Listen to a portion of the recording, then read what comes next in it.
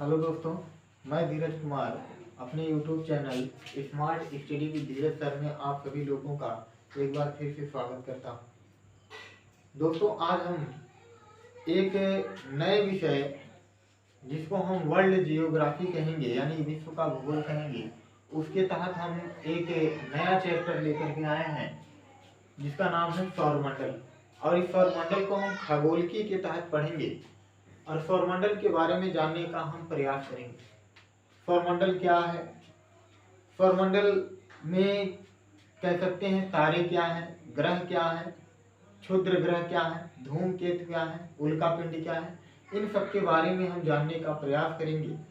और ग्रहों की क्या विशेषताएं हैं, किसको हम ग्रह कहेंगे, किसको हम तारा कहेंगे, इन सब के बारे में हम जानने का प्रयास करेंगे। और सबसे अच्छी बात है दोस्तों कि यह जो टॉपिक है एकदम NCERT बेस पर हम तैयार किए हैं और NCERT बेस पर हम पढ़ाने का प्रयास करेंगे आप लोगों को। और आप लोग इस वीडियो को देखिएगा और लाइक, सब्सक्राइब और कमेंट करना ना भूलिएगा। ध्यान दीजिएगा दोस्तों, हम अगर बात करें सौरमंडल के बारे में तो सबसे पहले हम एक चित्र के माध्यम से अच्छे से समझने का प्रयास करेंगे कि सौरमंडल हम किसको कहेंगे।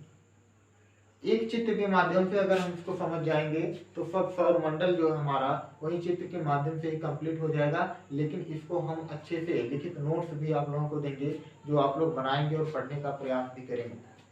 तो दोस्तों ध्यान दीजिएगा, अगर हम बात करें सौरमंडल की तो सौरमंडल का मुखिया जो होता है सूर्य होता है। तो हम सूर्य से ही स्टार्ट करते हैं। सबसे पहले हम सूर्य के बारे में जानने का प्रयास करते हैं। ये मान लेते हैं हमारा सूर्य है।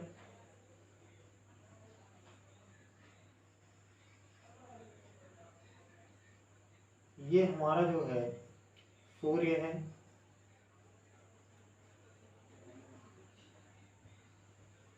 और सूर्य के सबसे नजदीक की अगर बात करें तो ग्रहों में तो ग्रह में ध्यान दीजिएगा, सबसे नजदीक का जो ग्रह है उसका नाम है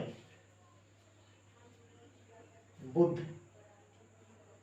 इस ग्रह का नाम है बुध, जो सूर्य के सबसे नजदीक का ग्रह है। तो यह ध्यान दीजिएगा, जो आपको दिखाई दे रहा ग्रह यह बुध है। और फिर अगर इसके बाद हम बात करें तो इसके बाद हमको एक ग्रह और दिखाई देता है बुध के बाद, जिसको हम शुक्र कहते हैं, शुक्र ग्रह कहते हैं। यह हमारा शुक्र ग्रह है। क्रम से बातों को समझते चलिएगा। ये एक NCERT बेस पर तैयार किया गया सिलेबस है जिसको आप पढ़ने का प्रयास करेंगे। ये हर एक परीक्षाओं में उपयोगी रहेगा। ये ध्यान दीजिएगा, हमारा शुक्र है। फिर हम बात करें तो ध्यान दीजिएगा, ये हमारी पृथ्वी है और जिस पर ध्यान दीजिएगा हम रहते हैं वो वही ग्रह है जिसको हम पृथ्वी कहते हैं। ये हमारी पृथ्वी है।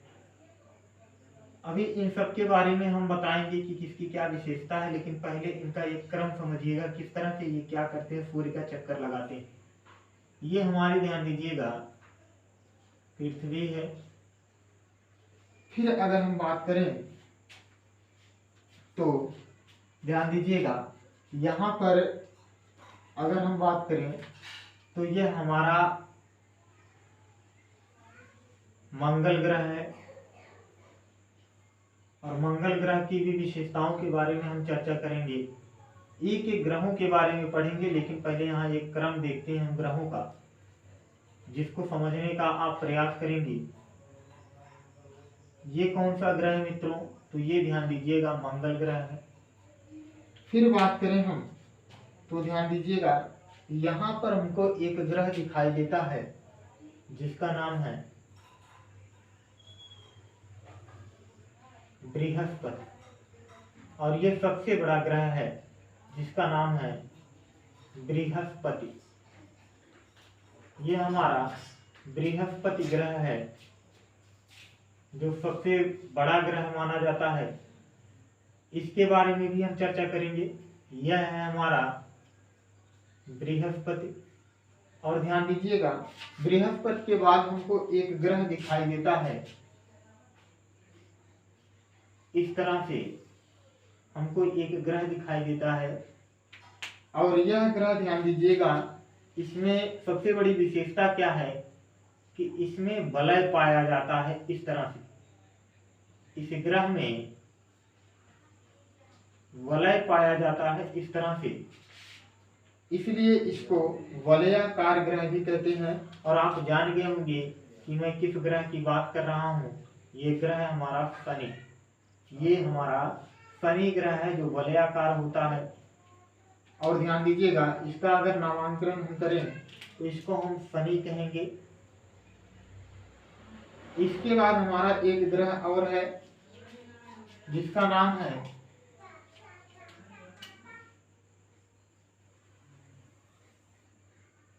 अरुण। ये हमारा अरुण ग्रह है। ये हमारा जो है अरुण ग्रह है, इस तरह से।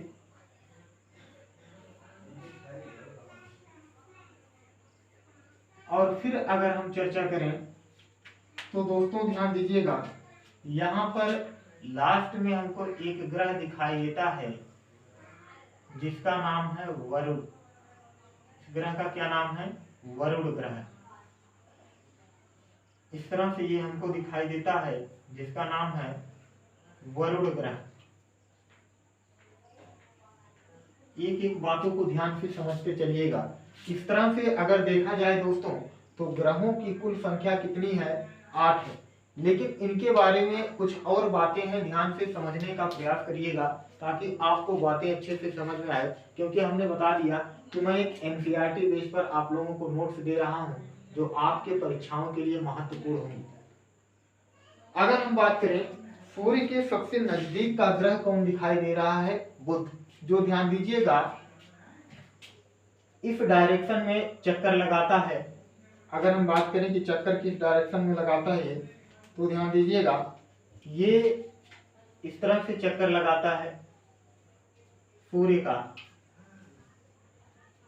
इस तरह से ये चक्कर लगाता है सूर्य का। और ये भी शुक्र है। शुक्र की बात करें तो ये इस डायरेक्शन में चक्कर लगाता है।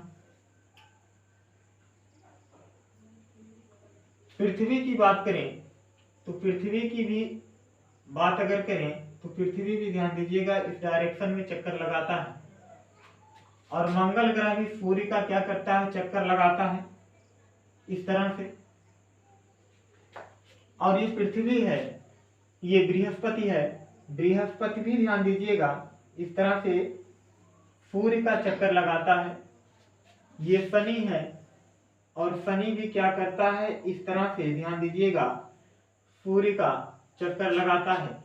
अरुण की बात करें, अरुण शुक्र ग्रह की भांति ध्यान दीजिएगा चक्कर लगाता है, अर्थात विपरीत दिशा में चक्कर लगाता है इस तरह। और वरुण भी इस तरह से चक्कर लगाता है सूर्य का। इस तरह से जो है सूर्य का चक्कर लगाता है।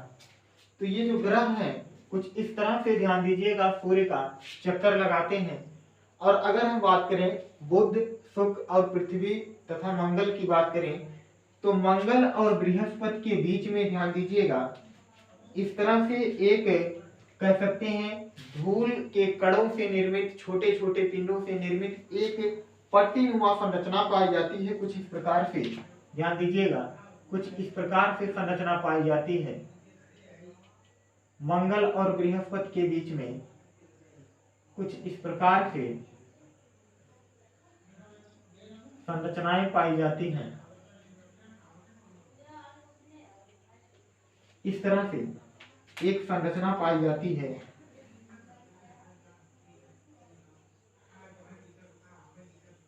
यहाँ पर पट्टीनुमा संरचना पाई जाती है जिसको हम क्षुद्र ग्रह कहते हैं। क्षुद्र ग्रह कहते हैं। और ये क्षुद्र ग्रह भी ध्यान दीजिएगा कह सकते हैं कि ग्रहों की भांति सूर्य का भी ये भी क्या करते हैं, चक्कर लगाते हैं। ग्रहों की भांति ये भी क्या करते हैं, सूर्य का चक्कर लगाते हैं। जिस तरह से ग्रह ध्यान दीजिएगा सूर्य का चक्कर लगाते हैं, उसी तरह से ये भी क्या करते हैं, सूर्य का चक्कर लगाते हैं। तो यहाँ पर क्या आपको दिखाई दे रहे हैं, छोटे छोटे ध्यान दीजिएगा धूल के कणों से निर्मित पिंड दिखाई दे रहे हैं, खगोलीय पिंड, जिनको हम क्या कहते हैं, क्षुद्र ग्रह कहते हैं, जिनको हम क्षुद्र ग्रह या क्षुद्र पट्टी कहते हैं। और ध्यान दीजिएगा अंग्रेजी में इसको हम एस्टेरॉइड कहते हैं। क्या कहते हैं मित्रों, तो एस्टेरॉइड कहते हैं इसको, यानी कि इसको हम क्या कहेंगे, तो यहाँ पर हम लिख सकते हैं इसको हम कहते हैं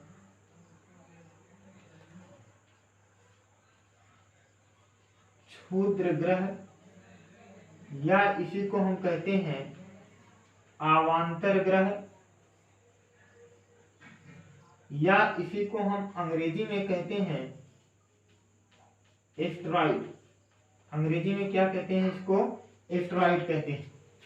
यह बात दोस्तों आपको अच्छे से समझ में आ रहा होगा। हम इसको अच्छे से बताने का प्रयास कर रहे हैं एनसीईआरटी बेस पर, ताकि आपको अच्छे से समझ में आए एक एक बातों के बारे में। तो ये ध्यान दीजिएगा मंगल ग्रह और बृहस्पति ग्रह के बीच में क्या पाया जा रहा है, क्षुद्र ग्रह, या जिसको हम अवांतर ग्रह या एस्टेरॉइड कहते हैं।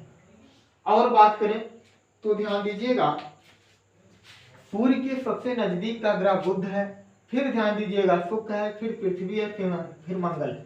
अगर हम बात करें तो इन सभी ग्रहों में सबसे प्रमुख ग्रह कौन सा है, पृथ्वी है। और पृथ्वी ध्यान दीजिएगा ठोस है। पृथ्वी कैसी है, ठोस है। तो ध्यान दीजिएगा यहाँ पर अगर हम बात करें, और सबसे जिस तरह से पृथ्वी का आकार और घनत्व है, उसी प्रकार से ध्यान दीजिएगा इन सभी ग्रहों का आकार और घनत्व समान है। इसीलिए ध्यान दीजिएगा इनमें सबसे प्रमुख कौन माना जाता है, पृथ्वी मानी जाती है।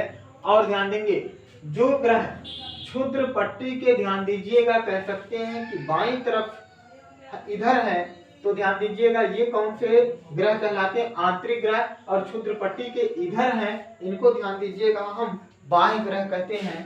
अर्थात कहने का मतलब क्या हमारा, ध्यान दीजिएगा यहां से लेकर के दोस्तों, यहां से लेकर के अगर हम बात करें यहां तक, मंगल तक, इन सभी ग्रहों को हम कहते हैं, ध्यान दीजिएगा आंतरिक ग्रह कहते हैं। आपसे प्रश्न पूछा जा सकता है कि आंतरिक ग्रह की श्रेणी में कौन कौन आते हैं, तो आप बताएंगे कि आंतरिक ग्रह की श्रेणी में ध्यान दीजिएगा बुध, शुक्र, पृथ्वी और मंगल आते हैं। इन सब के बारे में हम नोट्स भी विधिवत लिखवाएंगे, अच्छे से बनाएंगे, लेकिन आप पहले इन बातों को समझने का प्रयास करिएगा। ध्यान दीजिएगा बुध, शुक्र, पृथ्वी और मंगल आंतरिक ग्रह की श्रेणी में आते हैं। और आगे अगर हम चर्चा करें तो ध्यान दीजिएगा यहाँ पर पृथ्वी इनमें सबसे हेड होती है, तो ध्यान दीजिएगा इसको हम पार्थिव ग्रह भी कहते हैं। कौन सा ग्रह कहते हैं, पार्थिव ग्रह भी कहते हैं। और ये ग्रह ध्यान दीजिएगा ठोस रूप में होते हैं। किस रूप में होते हैं दोस्तों, तो ठोस रूप में होते हैं, इसलिए इसको हम ठोस ग्रह भी कहते हैं। कौन सा ग्रह कहते हैं, तो ध्यान दीजिएगा इसको हम ठोस ग्रह भी कहते हैं, यानी कि इसको हम आंतरिक ग्रह, पार्थिव ग्रह और ठोस ग्रह भी कहते हैं। ध्यान दीजिएगा हम अगर बात करें कि जिस तरह से बुध, शुक्र, पृथ्वी, मंगल ध्यान दीजिएगा सूर्य का चक्कर लगाते हैं चारों तरफ, ध्यान दीजिएगा उसी प्रकार से मंगल और बृहस्पति के बीच में क्षुद्र ग्रह या अवांतर ग्रह पाए जाते हैं, जो सूर्य के चारों तरफ ये भी क्या करते हैं, ग्रहों के साथ साथ ये भी चक्कर लगाते हैं। इधर बात करें बृहस्पति, शनि, अरुण और वरुण की बात करें, तो बृहस्पति, शनि और अरुण तथा वरुण में सबसे प्रमुख ध्यान दीजिएगा बृहस्पति है।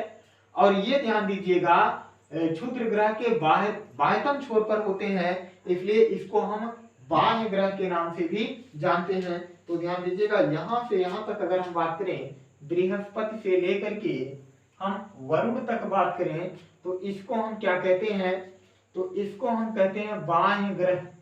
इसको हम कहते हैं बाह्य ग्रह कहते हैं। इसको हम क्या कहते हैं, बाह्य ग्रह कहते हैं।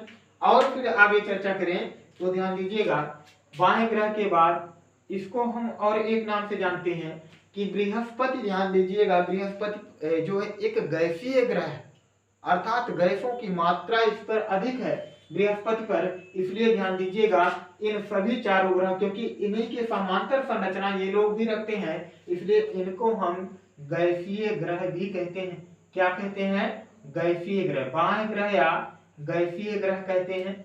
और फिर ध्यान दीजिएगा, इसके बारे में और एक ध्यान दीजिएगा बात बताएं तो ध्यान दीजिएगा, इन सब में प्रमुख कौन है? बृहस्पति है और सबसे बड़ा ग्रह भी है, इसलिए इसको हम बृहस्पतिय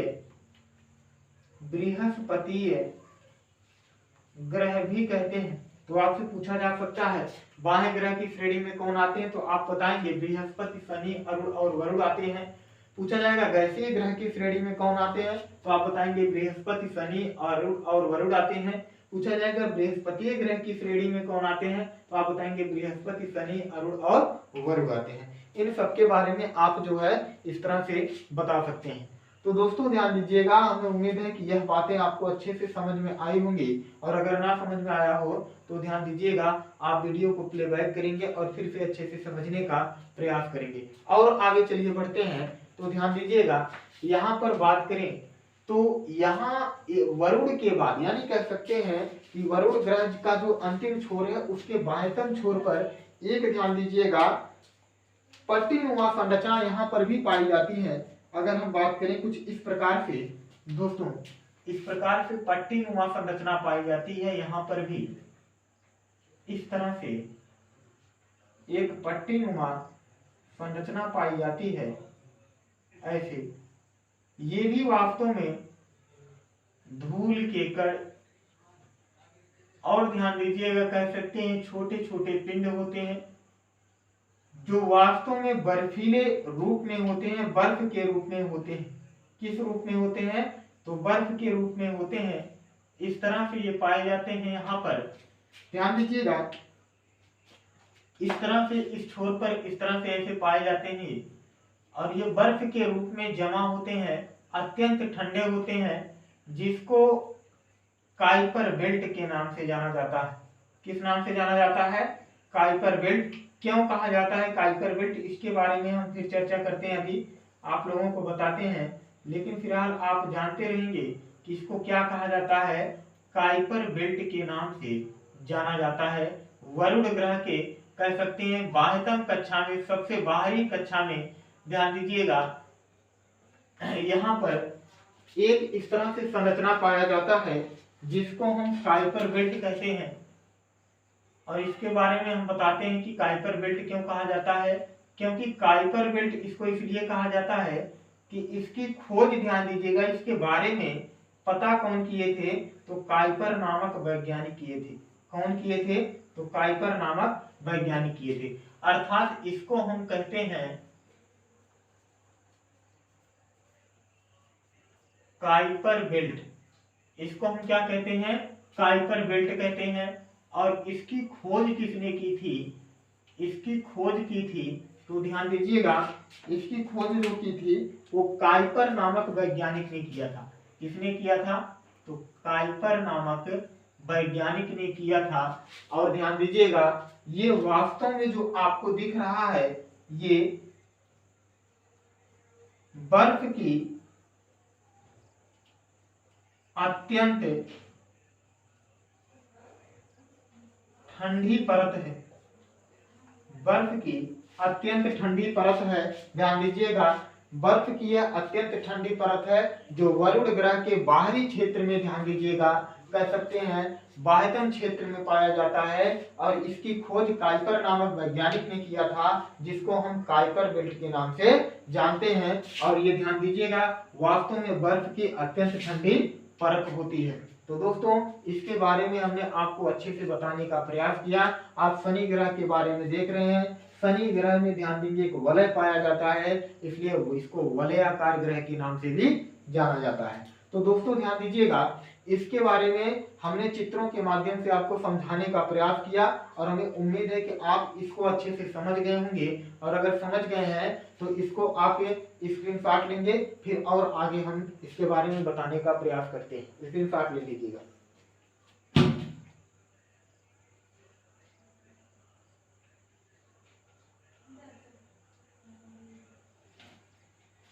चलिए दोस्तों, आपने स्क्रीनशॉट ले लिया हमें उम्मीद है, और इसको मिटाते हैं और इसके बाद फिर इसके बारे में हम लोग जानने का प्रयास करते हैं। अब इसको हम एक प्रकार से लिख देते हैं कि आखिर सौरमंडल किसको कहते हैं, सौरमंडल क्या है, इन सब के बारे में हम एक लिखित प्रमाण देते हैं आप लोगों को, और आप लोग अच्छे से नोट्स बनाने का प्रयास करेंगे, क्योंकि हम बार बार कह रहे हैं कि ये सब जो चीजें हम बता रहे हैं एनसीईआरटी बेस पर बता रहे हैं, जो हर परीक्षाओं के लिए उपयोगी होगा, और खास करके यूपीपी, बीपीएससी, एसएससी लेवल के लिए ध्यान दीजिएगा, ये सब उपयोगी होंगे। तो इसके बारे में हम जो है डिटेल से बताने का प्रयास करते हैं।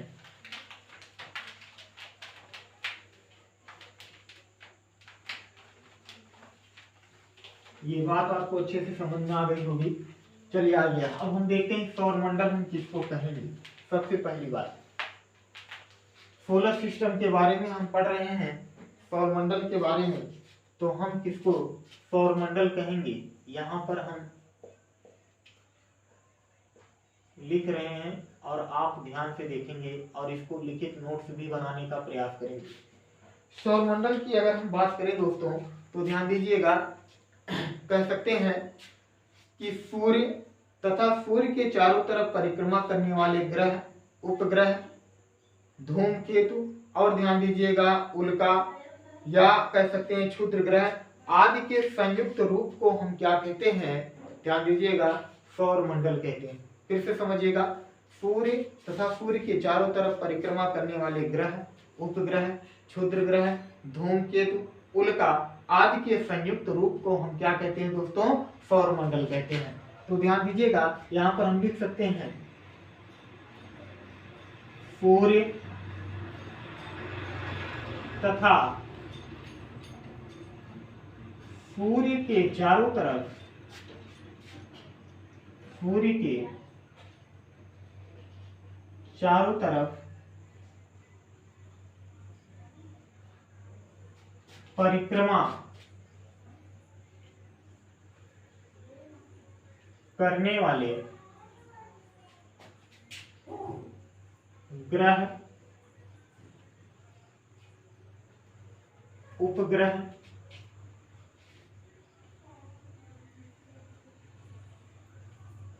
क्षुद्र ग्रह, सूर्य तथा सूर्य के चारों तरफ परिक्रमा करने वाले ग्रह, उपग्रह, क्षुद्र ग्रह,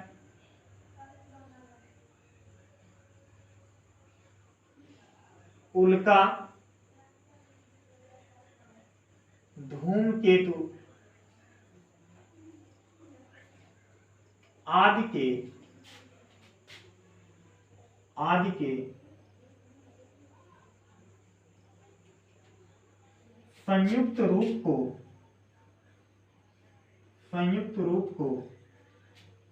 आदि के संयुक्त रूप को सौरमंडल कहा जाता है। सौरमंडल कहा जाता है। ठीक, तो दोस्तों आप लोग समझ गए होंगे कि हम सौरमंडल किसको कहेंगे। तो आपने देखा सूर्य तथा सूर्य के चारों तरफ परिक्रमा करने वाले ग्रह, उपग्रह, क्षुद्र ग्रह, उल्का, धूमकेतु आदि के संयुक्त रूप को हमने क्या कहा, सौरमंडल कहा। और आगे बात करें कि सौरमंडल के बारे में और आगे चर्चा करें तो ध्यान दीजिएगा, यहां पर हम अगर बात करें सौरमंडल का मुखिया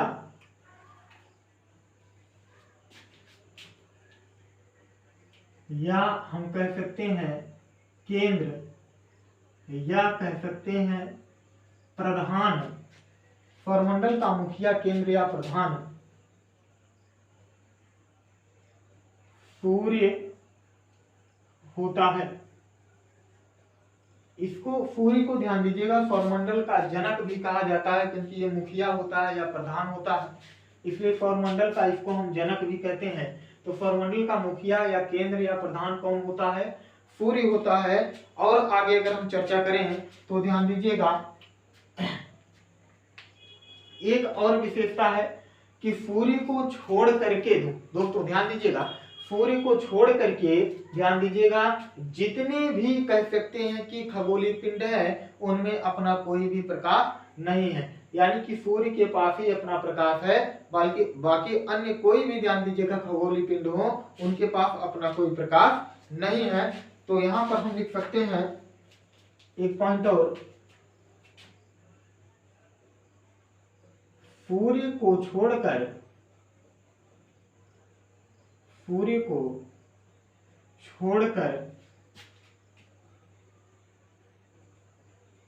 अन्य किसी के पास भी अपना कोई प्रकाश नहीं है,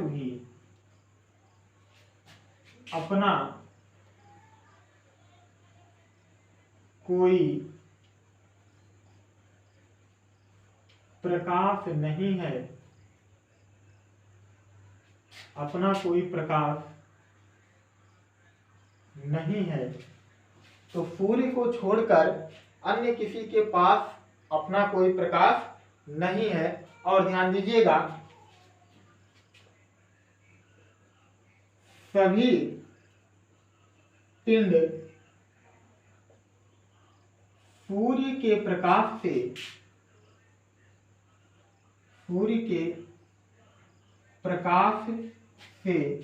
या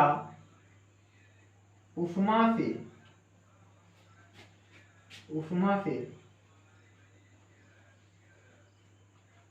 प्रकाशित होते हैं। सूर्य के प्रकाश या उष्मा से प्रकाशित होते हैं।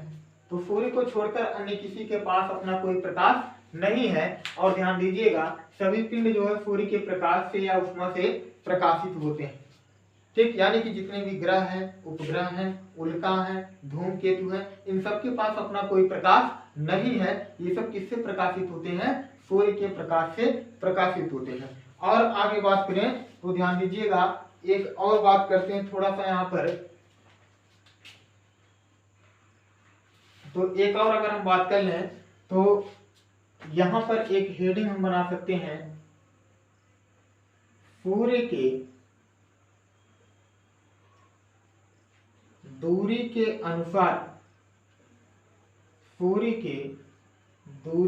अनुसार ग्रहों का क्रम। तो सूर्य के दूरी के अनुसार ग्रहों का क्रम यदि हम देखें तो ध्यान दीजिएगा सूर्य के दूरी के अनुसार ग्रहों का क्रम जो है, तो इसके बारे में अगर हम पता करें तो सबसे पहले आपको पता है कि सूर्य के सबसे नजदीक कौन है? बुध है। बुध के बाद कौन है दोस्तों? शुक्र है। शुक्र के बाद कौन है? तो आपको पता है पृथ्वी है। पृथ्वी के बाद कौन है? तो आपको ये भी पता है मंगल है। मंगल के बाद कौन सा ग्रह है? तो ध्यान दीजिएगा मंगल के बाद आपको पता है बृहस्पति है। बृहस्पति है। बृहस्पति के बाद अगर हम बात करें कौन सा ग्रह है, तो बृहस्पति के बाद अगर हम बात करें तो ध्यान दीजिएगा हमारा शनि है। शनि के बाद कौन है? तो अरुण है। और अरुण के बाद कौन है? वरुण। ठीक, तो दोस्तों ध्यान दीजिएगा बुध, शुक्र, पृथ्वी, मंगल, बृहस्पति, शनि और अरुण और वरुण। तो सूर्य से सबसे दूरी पर स्थित ग्रह कौन सा है? वरुण। और सूर्य के सबसे नजदीक स्थित ग्रह कौन सा है? बुध है। और ध्यान दीजिएगा सबसे बड़ा ग्रह कौन है? तो बृहस्पति है। इनकी विशेषताओं के बारे में जब हम पढ़ेंगे तो यहाँ पर हम इसके बारे में चर्चा करेंगे। फिलहाल ये एक क्रम है कि सूर्य के दूरी के अनुसार ग्रहों का क्रम क्या है।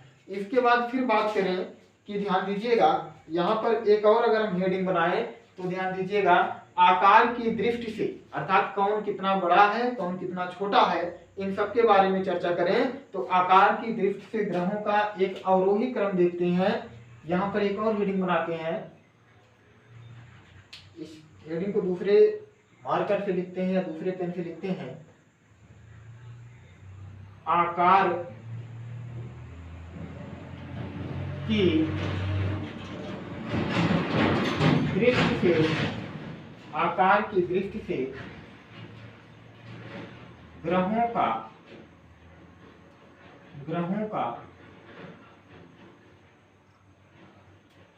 अवरोही क्रम। अवरोही क्रम का मतलब दोस्तों ध्यान दीजिएगा घटता हुआ क्रम।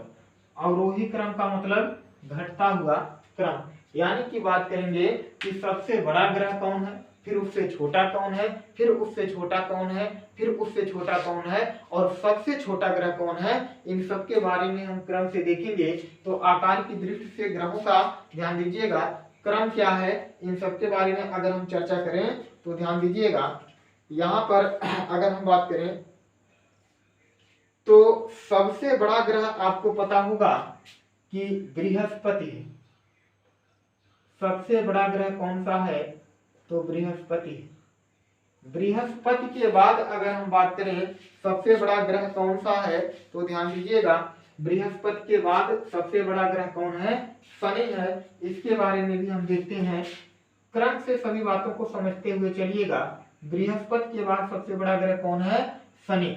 ध्यान दीजिएगा फिर शनि के बाद अगर हम बात करें सबसे बड़ा ग्रह कौन सा है तो ध्यान दीजिएगा सबसे बड़ा ग्रह है आपका अरुण। अरुण के बाद सबसे बड़ा ग्रह कौन सा है तो वरुण है। अरुण के बाद कौन सा है, वरुण है। और वरुण के बाद अगर हम बात करें सबसे बड़ा ग्रह कौन सा है तो ध्यान दीजिएगा आपने देखा सबसे बड़ा ग्रह कौन सा है, बृहस्पति, दूसरे नंबर पर शनि, तीसरे नंबर पर अरुण और चौथे नंबर पर वरुण है। और पांचवें नंबर पर अगर हम बात करें सबसे बड़ा ग्रह कौन सा है तो ध्यान दीजिएगा हमारी पृथ्वी पांचवें नंबर की सबसे बड़ी ग्रह है। और छठवें नंबर पर ध्यान दीजिएगा हमारा सबसे बड़ा ग्रह है शुक्र है। और ध्यान दीजिएगा सातवें नंबर पर हमारा मंगल है और आठवें नंबर पर ध्यान दीजिएगा हमारा बुध है। आठवें नंबर पर हमारा बुध है। तो ये ध्यान दीजिएगा एक प्रकार से ग्रहों का क्या है, क्रम है, यानी कि आकार की दृष्टि से ग्रहों का अवरोही क्रम। तो सबसे बड़ा अगर हम बात करें यहां पर देखिएगा ध्यान से, यहां पर अगर हम बात करें कि सबसे बड़ा ग्रह कौन है तो बृहस्पति है। और अगर हम बात करें यहां पर सबसे छोटा कौन है, सबसे छोटा कौन है तो कौन है, बुध ग्रह है। ठीक, इन बातों को आप ध्यान देंगे क्योंकि ये परीक्षाओं में पूछ लेता है कि सबसे बड़ा ग्रह कौन है, सबसे छोटा ग्रह कौन है। इन सब के बारे में आप अच्छे से जानते रहेंगे ताकि आपको एक एक बातें अच्छे से समझ में आती रहे। तो दोस्तों ध्यान दीजिएगा इसके बाद कर सकते हैं इसके बारे में आगे और हम बताएं, इससे पहले आप इसका स्क्रीनशॉट लेंगे फिर आगे हम बढ़ते हैं।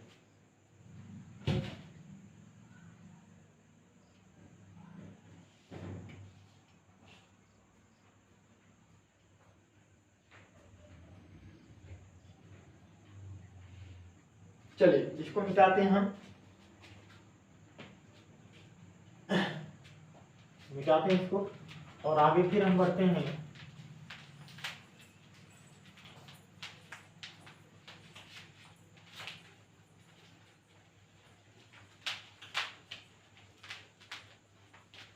और आगे जानने का प्रयास करते हैं इनके बारे में। तो हमने सौरमंडल के बारे में देखा कि सौरमंडल किसको कहते हैं, सौरमंडल में मुखिया सौरमंडल का कौन था, इन सब के बारे में हमने देखा। और आगे अगर हम चर्चा करें तो ध्यान दीजिएगा नंबर आता है ग्रहों का कि हम ग्रह किसको कहेंगे। तो ध्यान दीजिएगा बात करें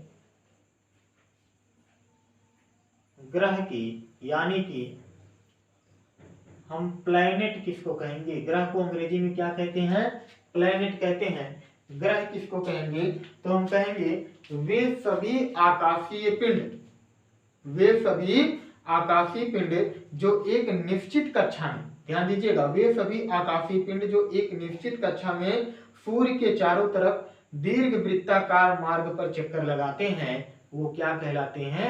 ग्रह कहलाते हैं। वो क्या कहलाते हैं? ग्रह कहलाते हैं। तो इन सब के बारे में हम देखते हैं। तो ध्यान दीजिएगा, यहां पर हम बात करें तो यहां लिख सकते हैं वे सभी आकाशीय पिंड, वे सभी आकाशीय पिंड जो सूर्य के चारों तरफ, सूर्य के चारों तरफ